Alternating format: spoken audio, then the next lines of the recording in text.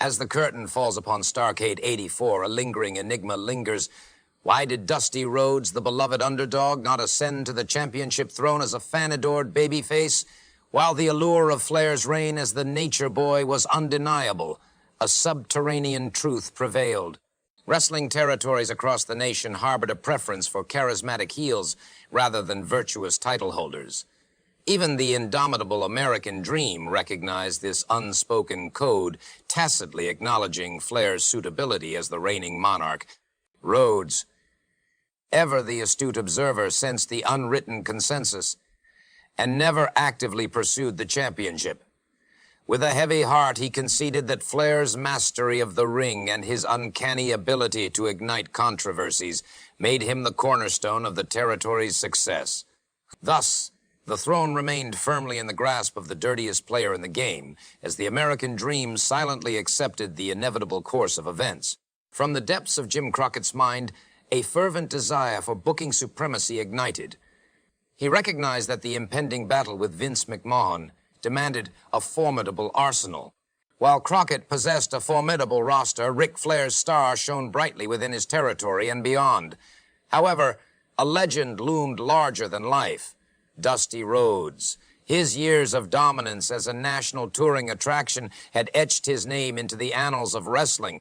Rhodes' legacy in Florida, where he reigned supreme before Flair's ascent, cast a long shadow. Beyond his star power, Rhodes possessed an astute business acumen. As Crockett's booker, his keen eye would guide the promotion to unprecedented heights. By '85, the seeds of success had been sown. And in '86, the epic feud between Flair and Dusty elevated Jim Crockett Promotions to a level that would forever be etched in wrestling history. Under the grand dome of Greensboro Coliseum, where 16,000 souls gathered on this hallowed night of November 22, 1984, a poignant chapter unfolded. With a heavy heart, I bid farewell to my role as lead announcer for Jim Crockett Promotions at Starrcade 84, a moment that marks the end of an era for me. Through my lens, I've endeavored to capture the raw emotions and relentless spirit of this extraordinary sport. Like a nimble painter, I've sought to illuminate the canvas of the ring, transforming mere athleticism into a tangible reality that captivated your senses. While my reign at the helm may conclude tonight, my love for this industry knows no bounds. As Tony Schiavone and Bob Caudle assume the mantle next year, I will watch with admiration, knowing that the legacy of Starrcade and the unwavering passion of its loyal fans will forever endure. In the hallowed halls of Starrcade 83, we witnessed the ascent of Dusty Rhodes, our esteemed guest who ignited the crowd as he proclaimed his destiny as the victor's next rival. A year later, he stands in the ring, his enigmatic presence challenging the reigning Nature Boy, Royce Flair. As the event draws near, a chorus of interviews echoes through time, revealing the essence of the Nature Boy's transformation. With each Rolex-laden quip and sly remark, he unveils his true persona, igniting a frenzied roar from the Greensboro faithful. The charisma of his razor-sharp promos dances in the air, captivating the audience and leaving an indelible mark on wrestling history. In the crucible of 1984, the NWA World Heavyweight Championship resided firmly in the iron grip of the Nature Boy, Ric Flair. But Flair transcended mere regional supremacy. He embarked on a nationwide crusade, defending his crown with unwavering zeal. Along his path, Flair encountered the indomitable spirit of Kerry Von Erich. In Dallas, they clashed in an epic battle that saw Von Erich seize the title. However, Flair's unwavering resolve propelled him to reclaim his reign swiftly. This seismic title change was not solely driven by competitive merit. Compassion intertwined with the outcome, as Flair sought to bestow a beacon of hope upon Fritz Von Erich. Grief had consumed Fritz after the tragic loss of his son, David. Flair's gesture became a testament to the enduring power of human connection, even amidst the harsh realities of the ring. In a grand homage to his father's legacy, Jim Crockett Jr. cast his net far and wide, weaving the fabric of Starrcade 1984 around an unprecedented challenge: to conquer the $1 Million Mountain. From the hallowed halls of a financial fortress, Crockett emerged with a shimmering check worth that very sum. Its destination, the victor of the night's titanic main event. Enter Joe Frazier, the pugilistic legend summoned as the guardian of impartiality. A century before, Frazier's esteemed predecessor, Joe Louis, had graced the ring under similar circumstances. This symbolic gesture paid tribute to the elder Crockett's foresight. As the year drew to a close, destiny summoned 16,000 souls to the Greensboro Coliseum. An additional 26,000 eager spectators tuned in from screens scattered across the vast wrestling landscape. The Starrcade footprint had expanded exponentially, reaching a zenith that surpassed its predecessors.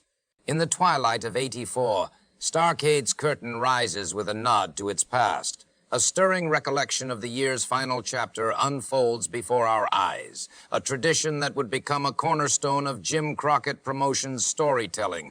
As the spotlight illuminates the ring, we're greeted by the familiar voices of Bob Caudle and myself, Gordon Solie. This year, we occupy an elevated perch within Greensboro Coliseum's luxury suites, perched high above the spectacle.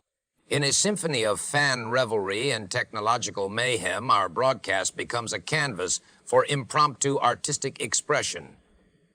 From the depths of the crowd, ephemeral figures emerge, their faces a blur of animated mischief and laughter. These video terrorists turn our broadcast into a playground, their antics a testament to the infectious spirit of pro wrestling fans. Each face that briefly intrudes into our view becomes a momentary enigma, a fleeting glimpse into the boundless imagination of those who bear witness to this grand spectacle. It's as though a game of Where's Waldo has descended upon the hallowed grounds of Starrcade, a testament to the enduring bond between fans and the performers they adore. In the realm of entertainment, the proximity of the audience to the action once defined the experience. Today, however, technology has liberated us from such limitations. The use of monitors and videography allows us to witness intimate details and perspectives that were previously inaccessible, This technology enhances our engagement with the action, transcending the physical barriers between performer and audience. Gone are the days when observers huddled at ringside. Now, the camera's lens brings us closer than ever before, granting us a front row seat to the unfolding spectacle. The scale and intimacy of the experience are unparalleled, creating a visceral connection between viewers and the performance. As darkness enveloped the Greensboro Coliseum, a singular spotlight illuminated the hallowed ring. Amidst the deafening roar of the crowd, the announcer proclaimed in a voice laden with anticipation, live from the Greensboro Coliseum, "Ladies and gentlemen, we present the colossal wrestling extravaganza of the epic, Starrcade '84. The audience erupted in a frenzy, their voices echoing the seismic impact of Starrcade '83, an event that had shattered expectations and etched itself into the annals of wrestling history.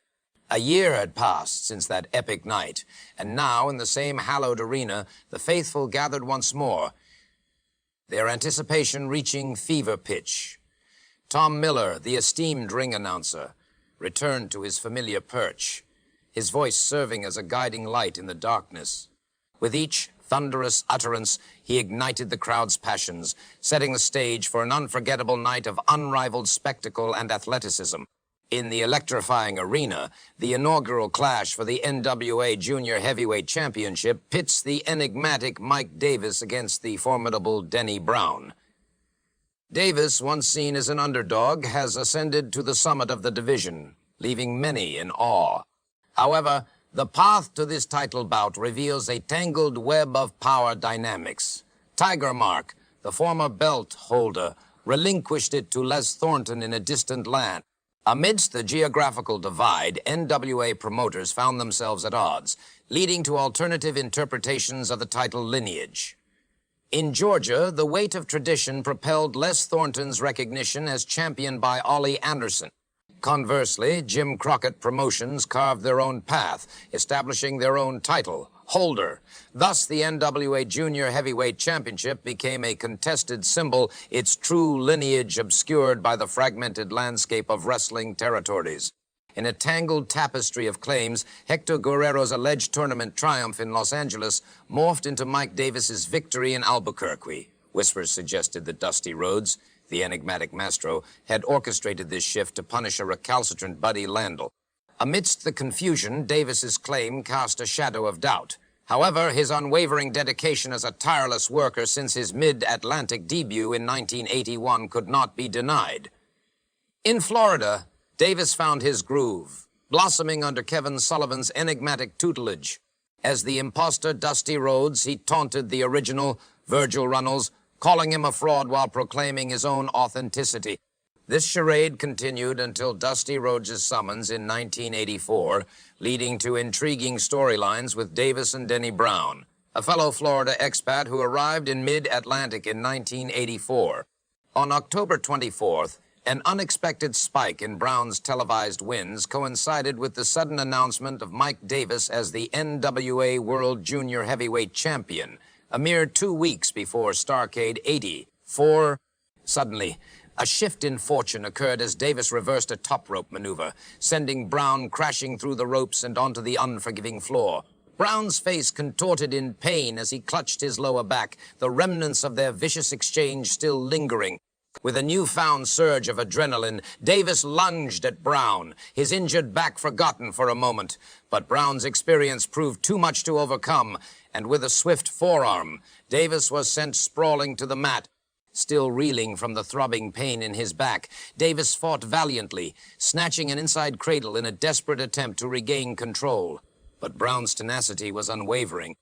He leapt off the middle ropes, unleashing a ruthless onslaught of Irish whips, flying forearms and high backdrops that left Davis gasping for air. The crowd erupted in a crescendo of anticipation as the final cover fell, securing Brown's hard-fought victory.